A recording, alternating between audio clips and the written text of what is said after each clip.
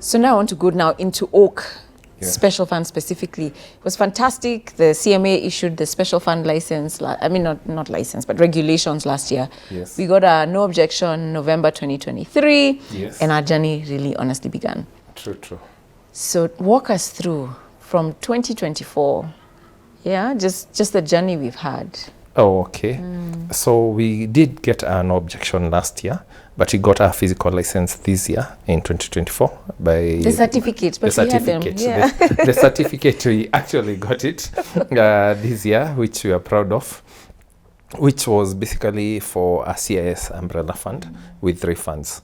One of them being KUA. Maybe you can mention the other, and you've gone back to KUA, but it is it is also yes. us. But tell us the three funds that are under. Going back into the license, which we got the physical license this year in 2024, we actually got a license for a CIS umbrella fund with 3 funds. The first fund being a money market fund called Angaza. The second one being a fixed income fund called Hazina, and the third one being a special fund called KUA. And I know our listeners are listening to this and they're asking, and where is KUA? Because we are selling Oak. When we started and we named the fund KUA, we were looking at the Swahili word for grow. And in always, we wanted to grow with you and grow with the viewers. However, we came to realize with one of our ethnic languages here, KUA means actually to die, and no one wants to join a dying fund. So with that and a few deliberations, we decided to change the name. And after a lot of soul searching, decided to close on Oak. So far, we got no objection from CMA to proceed with Oak, and that's why we are selling Oak. And someone told me, yes, Oak, O-A-K, like GOAT, greatest of all time. Yes. Oak stands for one of a kind. Lovely, because we believe we are one of a kind. We are one of a kind. Exactly. That's a good thing.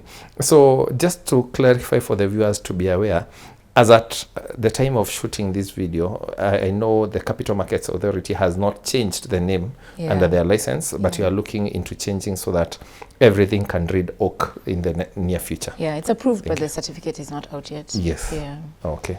Yeah, awesome. So we'll talk about Angaza and the money market fund. Hazina and Angaza later. For now, we're talking about Oak. Yes. And so maybe you can, because there's been so many changes, we sit down and, the process is so iterative, right? So you begin and then you realize, okay, this is working, but people want, we listen to customers. So maybe you can talk about what are the features of this fund in terms of, there's an amount you need to start off with, there's a lock-in period and things like that. Maybe you can just walk us through that. Okay. I'll say the main features of the fund. And the first one is the minimum deposit. Before we had started at Kenya shillings 1 million, but now we've revaluated it to 500,000.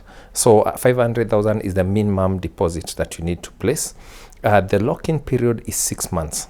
So preferably you should keep your investment for 6 months, but we recommend you to do 1 year for us to be able to exercise fully our investment strategy.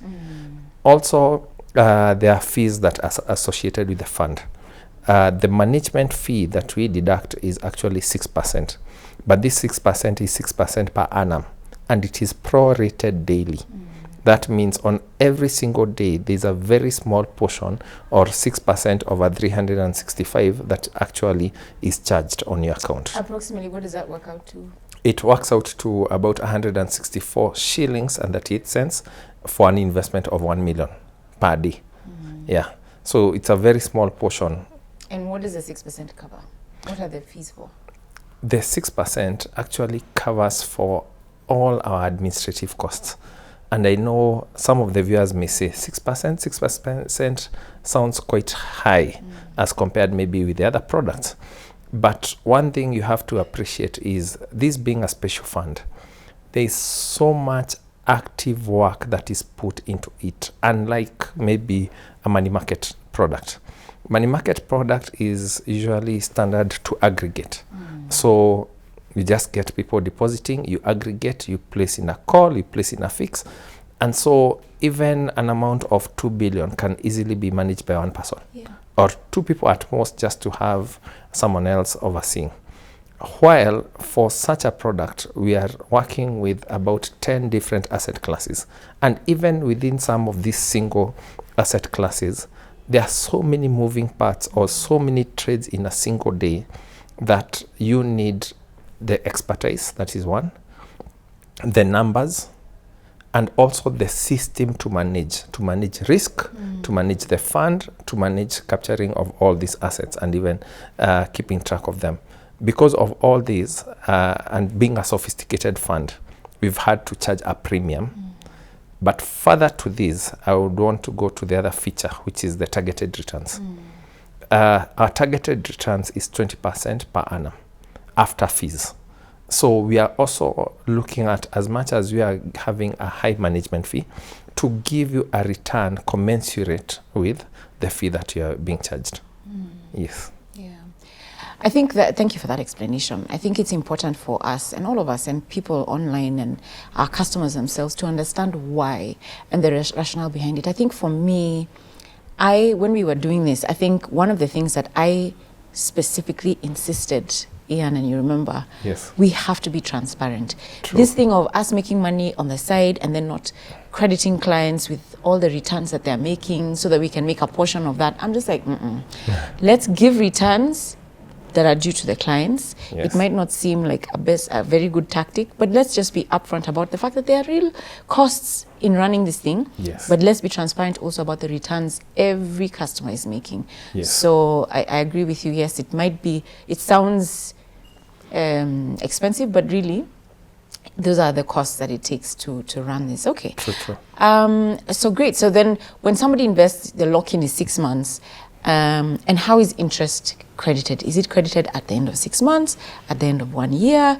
And does it compound? Is it how does it work? So that someone can sit and wonder, what's the best way to invest? Let's say maybe I have children who are 2 years old. They will go to high school in another 12 years, right? So what do I do? Is this an opportunity for me to invest, or do I just put money elsewhere for this sort of thing?